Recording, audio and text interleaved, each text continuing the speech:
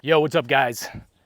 Welcome back to the channel. Today I'm going to be talking about Bitcoin, and I'm going to be talking about why I think that more and more people are going to see Bitcoin as a rational choice to start moving their capital into, start moving their savings into, and what impact that is going to have on society, and why I think that's going to lead to hyper Bitcoinization.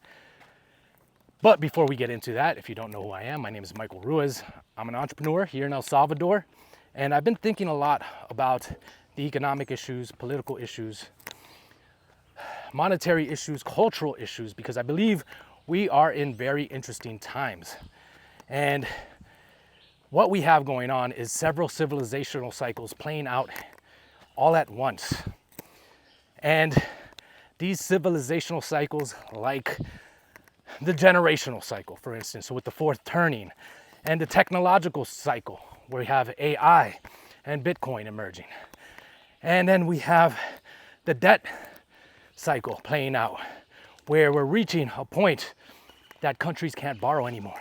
And all of this is creating a perfect storm that is all unraveling in one time period.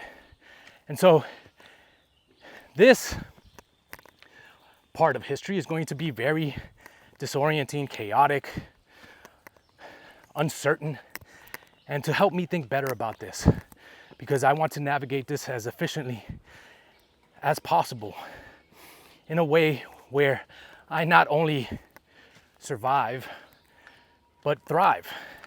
I've been brushing up on mental models, ways to help me think about this, frameworks that can sharpen my thinking and lead me to make better decisions and act with more conviction and clarity. So these mental models provide a framework to analyze information so that you can piece together the big picture or a part of the big picture. And one of these mental models that I came across is called the Tyranny of Small Decisions. I think it's useful to analyze what's going to happen with Bitcoin. But you gotta kind of maneuver a little bit through the model in order to finally get to a place where it becomes practical to overlay. And so I wanna go over that today. Now, the tyranny of small decisions is this idea that individually we can make rational decisions that collectively lead to bad outcomes for everyone, right? So an example of this is I'm on a hiking trail right now, and let's say I had an empty water bottle. It'd probably be a lot easier for me to hike this trail by chucking the water bottle, littering it. But if everyone made that decision, well, the hiking trail would then be full of garbage and wouldn't be as enjoyable. So there's this German philosopher, Immanuel Kant, who kind of moralized this. He looked at this question and he said, we need to universalize it.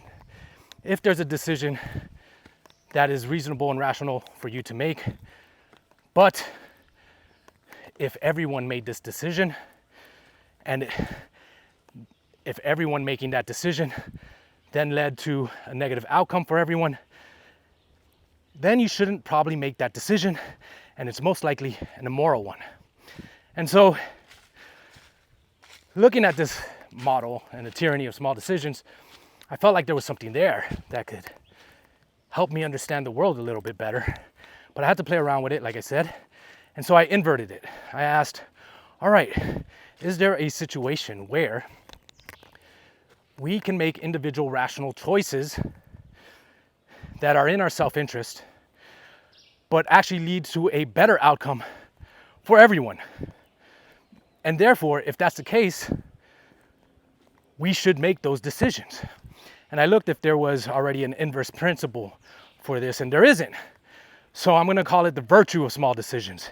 And I think that's exactly what's happening with Bitcoin. We are going through the virtue of small decisions.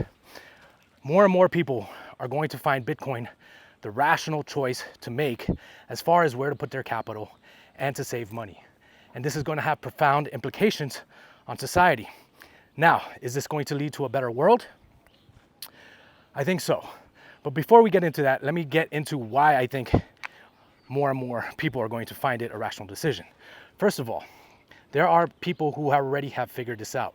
They used their predictive power and they looked at Bitcoin and they said, wow, this is a superior form of capital. This is a superior monetary instrument. This is a pristine investment that I can make because of its monetary principles, because of its attributes. It's portable, it's divisible, it's censorship resistant, it is hard to seize.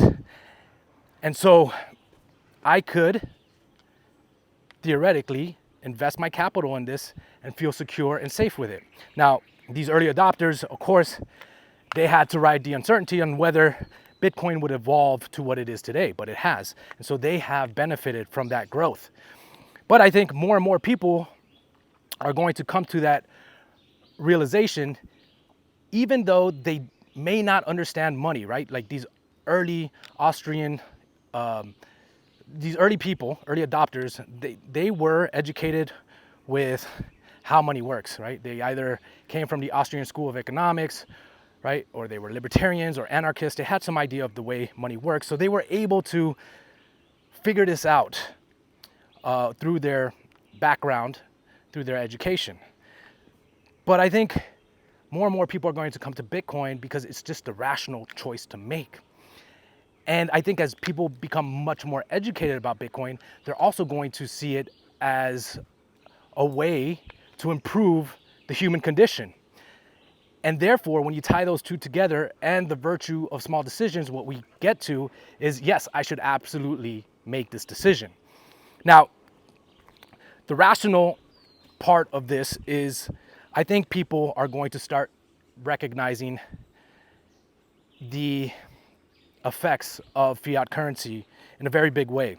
The US is operating with a huge budget deficit. It's $35 trillion in debt, or 36 or $37 trillion in debt. What's a couple $trillion, right? And its largest expenditure, or one of its largest expenditure, I think it's the second largest expenditure, is the interest on the debt. And they're not cutting spending, right? And so they're going to have to find ways to pay for all of this. And how they're going to do it? Well, they're going to look to the bond market. They're going to look to borrow money. But here's the thing. Right now we're in a precarious time where we have the trade wars going on and people are looking at the US and they're losing trust. They're losing trust that the US is going to make good on their promises because of all the hostility that now has been revealed. And so the bond market is going to have a tough time looking for buyers. And I think what's eventually going to happen is that they're going to have to somehow monetize the debt, whether they call it QE or something else, yet to be seen. But the basic idea is that they are going to have to print money in order to finance their operations. And I'm talking about the US government. But the US government is the reserve currency of the world. So I think we are going to see a move away from the dollar as the US does this very blatantly. And so the impact of that is going to be much higher prices, a lower standard of living, and people are going to naturally now look to a safe haven, and that's going to be hard assets, things like commodities, gold, silver. And I think Bitcoin is going to be the biggest winner. So when it comes to the virtue of small decisions, this is the rational part. People are just going to find it rational and reasonable to start moving their capital into Bitcoin. And then we look at the world that Bitcoin can create, where we move away from a system that's built on debt, deceit, corruption, lies, counterfeiting, and move into Bitcoin where it's open, transparent, has integrity, it's honest, and it's auditable. And so the world that's built on that is going to be one where the foundation is much more moral. So I think that people are just naturally going to conclude that, wow, actually a Bitcoin world is way better than what we have with the fiat world, where a group of central bankers control the money supply and therefore can fund wars, can fund all types of other programs that have nothing to do with human flourishing and actually just serve special interests at the detriment of everyone else. And so with Bitcoin, you can't do this. And so they're going to see it as not only a rational choice, but a moral one. And this is the virtue of small decisions. People acting in their own self-interest are going to make decisions that actually improve the conditions for everyone, therefore it being a moral choice. And so this is what I think is going to fuel Bitcoin, hyper Bitcoinization. And I think we've reached an inflection point right now. And I think that the negative effects of money printing are going to start to reveal themselves in a big way, similar to what we saw in COVID, as they start to monetize the debt. And I think that this is going to lead to a crazy feedback loop, right? And I think we've reached critical mass where there is enough awareness, enough tools, enough infrastructure out there that is going to be able to help onboard anyone that wants to be onboarded into Bitcoin. Not only is there going to be that, but there's the educational component where people can very quickly figure out what is happening and why Bitcoin is in their self-interest. And this is what the feedback loop looks like. It looks like people figuring it out, buying Bitcoin, similar to what Michael Saylor is doing. They buy Bitcoin, the price rises. That causes awareness. That awareness causes interest. People start looking into Bitcoin, right? Because everyone is interested in making money, right? And so they look into Bitcoin, they learn about it, all the educational materials out there, they decide to park some of their capital in there. That capital moving into Bitcoin then pumps the price even further, and then the whole cycle repeats. And this is where we're at. And I think we've reached a point where those 80% pullbacks, they're not gonna happen anymore, right? Not a prediction, but I would say, for me, that is my estimate. And I think there are enough true believers out there that have pieced this all together that there's going to be natural floors that are created because people understand what's happening and therefore are willing to bet big and take huge risks with Bitcoin because they've come to a conclusion that it's inevitable. Again, Michael Saylor is a clear example of this. He buys Bitcoin at whatever price. And I think there's just going to be more and more people like him. And so, to conclude all of this, the tyranny of small decisions, if we invert it, it leads to the virtue of small decisions. And I think Bitcoin is the best example of this.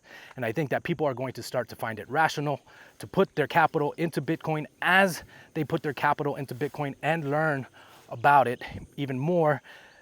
They're also going to realize that moving out of fiat into Bitcoin actually improves the human condition.